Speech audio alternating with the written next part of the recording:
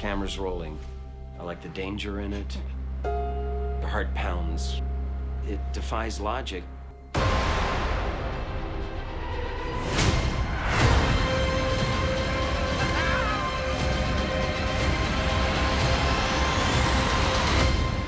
It's thrilling to me.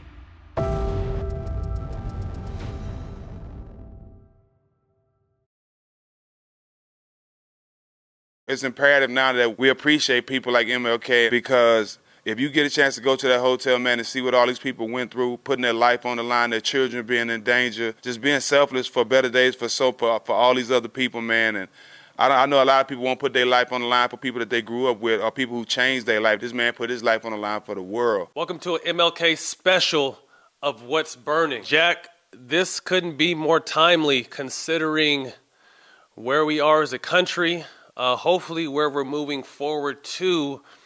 But everything he fought for, I think, is finally, slowly but surely coming to fruition. What are your thoughts on in the importance of this particular MLK birthday that just passed? Obviously, happy birthday, but this weekend. It's just important to all of us, especially, like you said, what's going on today. You know, even with us, you know, having a chance to really dig deep on what he went through and what he stood for and what he fought for. It's amazing the stuff that he put himself through just to fight for equality for all people, you know, to put himself and his life and his family to the side for the betterment of us all, man. I admire him so much, you know, especially with the stance I have today with trying to do the same thing he did. So it means the world to me to celebrate him and his legacy, and I think it should be celebrated more. Absolutely. It should definitely be more than just 1 month. You know, as much as we've been through and overcome, it should definitely just be more than a Black History Month. But we got an opportunity to take a tour of the Lorraine Hotel while we were out in Memphis a couple of weeks ago for your game. And I was lucky enough to be able to go through that hotel when I played for Memphis, because we do a big MLK thing around it. But that really choked you up and kind of caught you off guard. And I saw you a couple times kind of have to step away and take a timeout. You know, talk to us about what it meant to actually be in that museum and see his room and kind of just feel the energy of that museum, because it's incredible. Yeah, my emotions are all over the place. You know me, man. When I want to cry, I'm gonna cry. But yeah, it just hurt me, bro. You definitely a sensitive thug. But go ahead. Yeah, man. Hey, but like just seeing everything they went through, man, and you know, trying to be human.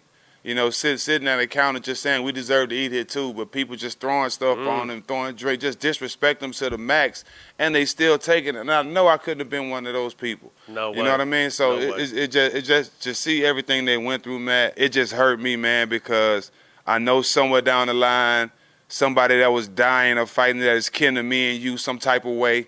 You know what I'm saying? I just know, like, somebody that meant something that's close to us that we don't even know, Matt, I'm telling you, that was out there dying for us to see better days, man. And I'm glad that I'm in this space. I'm glad that I inherited that same passion, man. And it's imperative now that we appreciate people like MLK and Malcolm X and guys like that, because if you get a chance to go to that hotel, man, and see what all these people went through, putting their life on the line, their children being in danger, just being selfless, bro.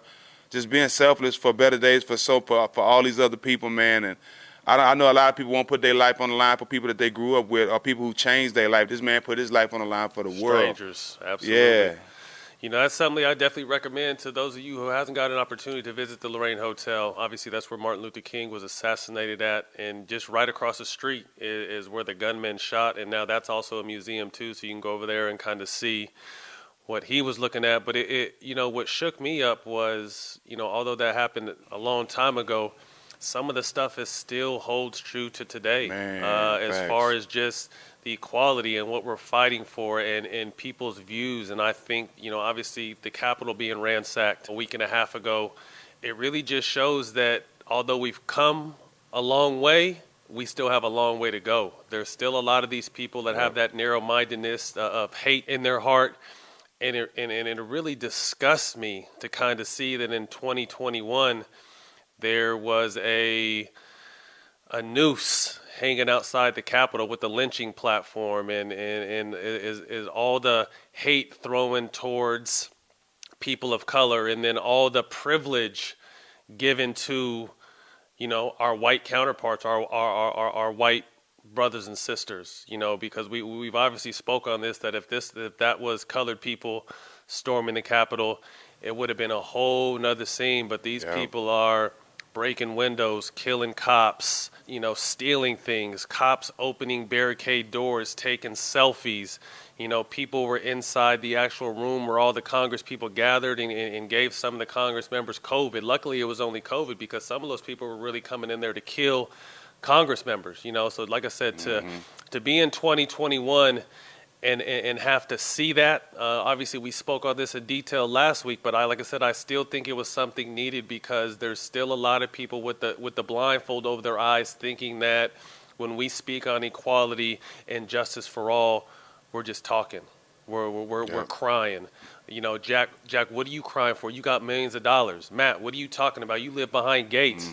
But people don't understand, man. We have this platform for a reason, and we speak for all those people without a voice. Facts. I would definitely say that the NBA has done a good job of obviously shedding more light on MLK and what he meant to the world, but predominantly, an African-American league.